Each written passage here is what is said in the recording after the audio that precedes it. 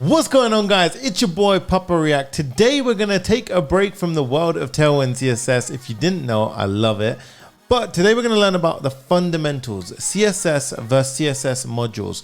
What are the differences and which one should you be using? Roll the intro.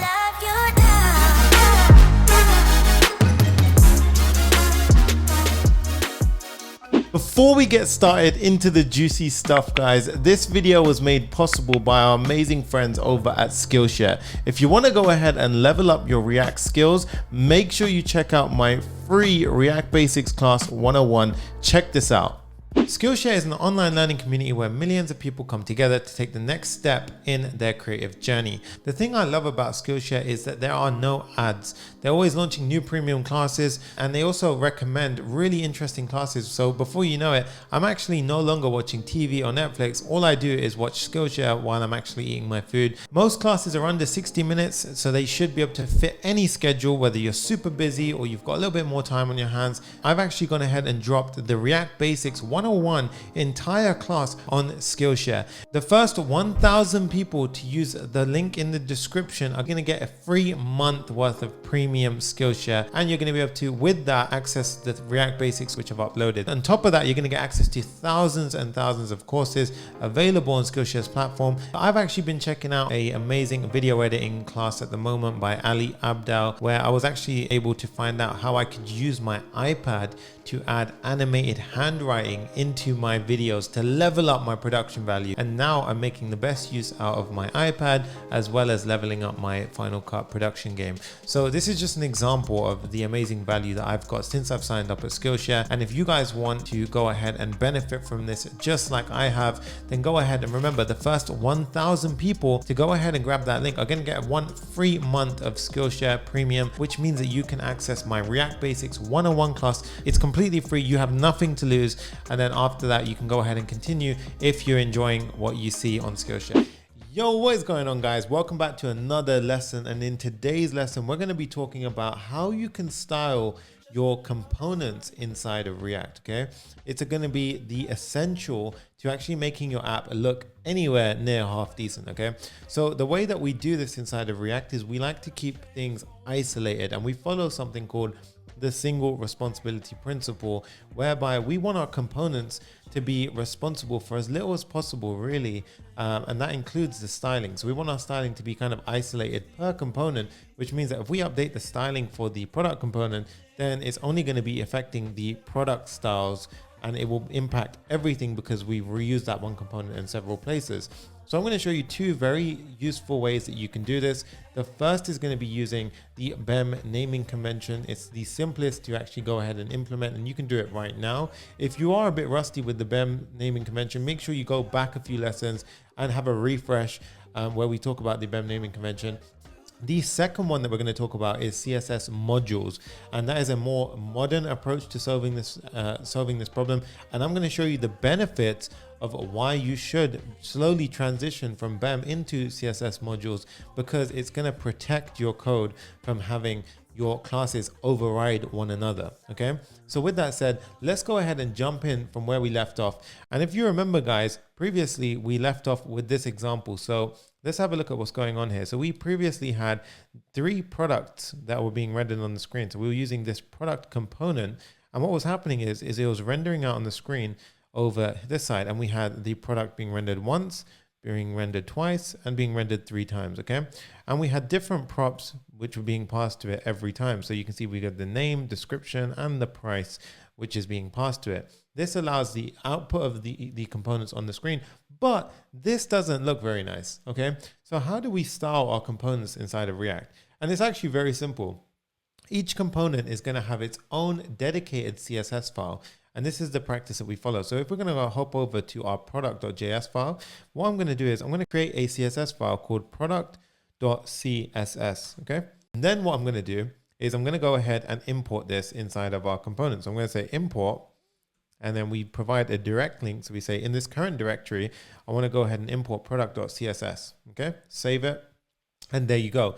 Now what this is going to do is it's going to actually go ahead and pull in any values that we define over here. So I'm going to go ahead and split the screen. And I would recommend you get into a habit of doing this so it makes your workflow a lot faster, because if you can see your styles being applied at the bottom and you have your functional code at the top, it makes a very nice, quick and easy sort of workflow and a preview on the left. I would recommend using Spectacle if you haven't already checked that out to get a nice quick distribution of your screen like so. Okay, now what we're going to do is we're going to follow the BEM naming convention. So inside of the product component, the outer component is going to be product, and then the inner H3 is product price. But what if we wanted to introduce something like an error? Okay, so I'm going to go ahead and say, let's have a H2 above it, which says an error occurred, right? So an error occurred, and we're just going to hard code this for now. I'm going to give it a class name, and I'm going to give this class name product underscore error. Okay, save it.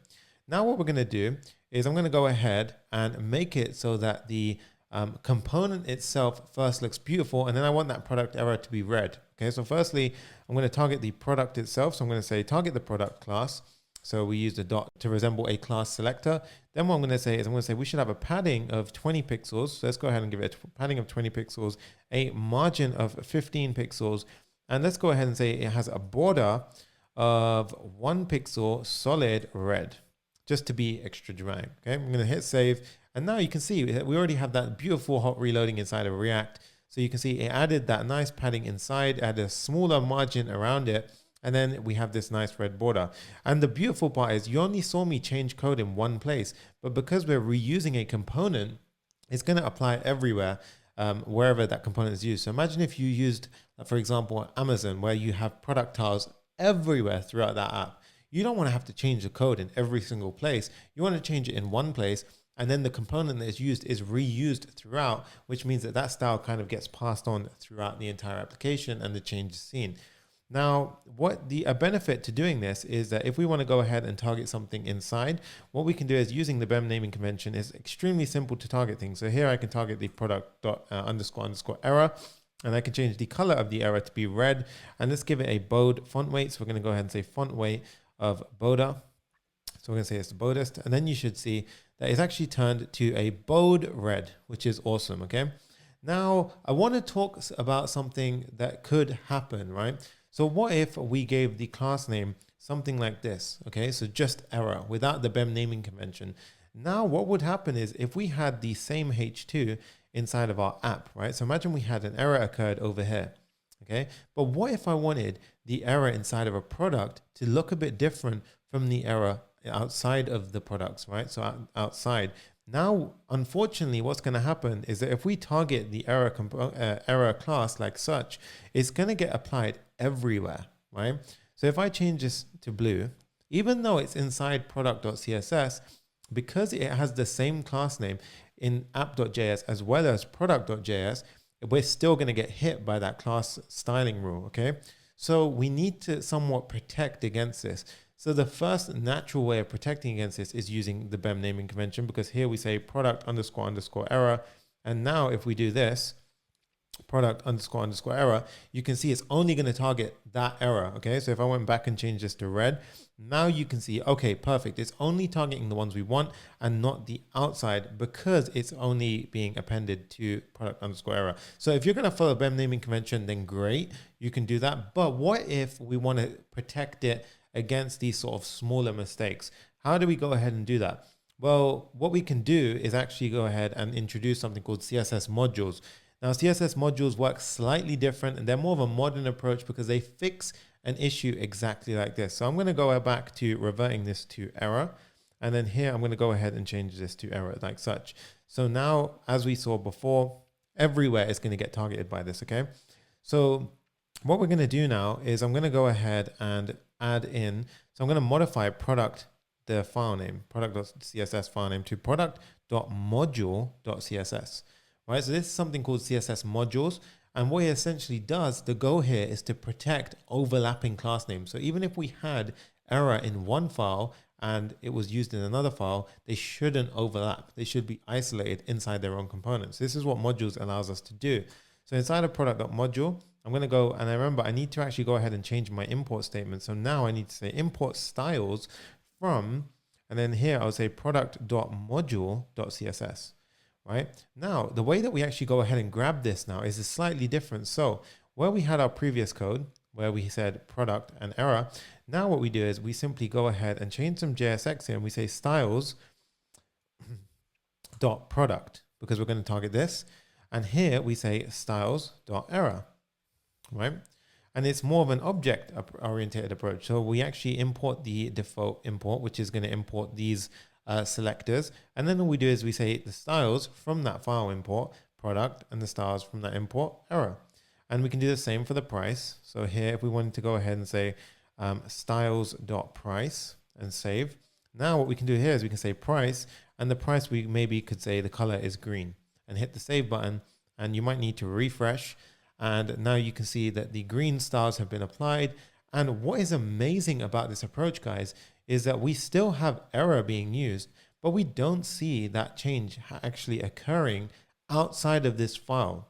So notice how even though I have error styles being applied inside of the product.js class, inside of app.js, it's not getting affected, which means we're essentially protecting our CSS rules from leaking to other files by using CSS modules.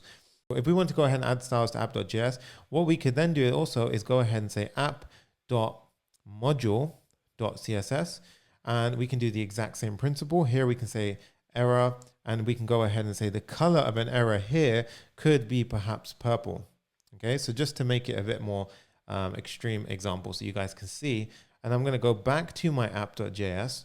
And I'm going to import, so I'm going to say import styles from, import styles from, and I'm going to go ahead and say app.module.css, like so, save, okay?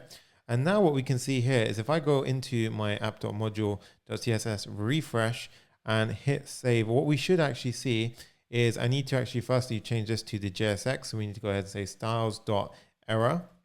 And now save, we see a purple error. So how does this work and why is it doing this? So we're going to look at a quick look at the React docs. Okay. So here you can see we've got 2 button error states. Okay. So we've got an error here, which is inside of a module.css, and the same selector, but with a different rule inside of a regular CSS file. Now here, what we can see is even though we imported both, right? If we go ahead and pull the one from our module file, it's going to go ahead and work and only use that rule. But how does it do that without leaking out different components? And it's very clever, actually. What it does is it would actually go ahead and firstly append the class name that you're sort of referring to. So in this case, the button module was used. So the button class name is going to get appended first. Then it goes ahead and appends the actual class name. So in this case, error, right? And then what it does is it gives it a unique identifier. Right, so this is where the genius part comes in, and this prevents it even from overlapping between different files. So firstly, we have a level of protection here where we have different file names being appended first, and then we have a different unique identifier here, which means that it's never going to overlap. Okay, so looking at this in practice, if I go ahead and inspect this right here, what we should notice is that we actually go ahead and see, even though in our code, all we were doing is styling based on error.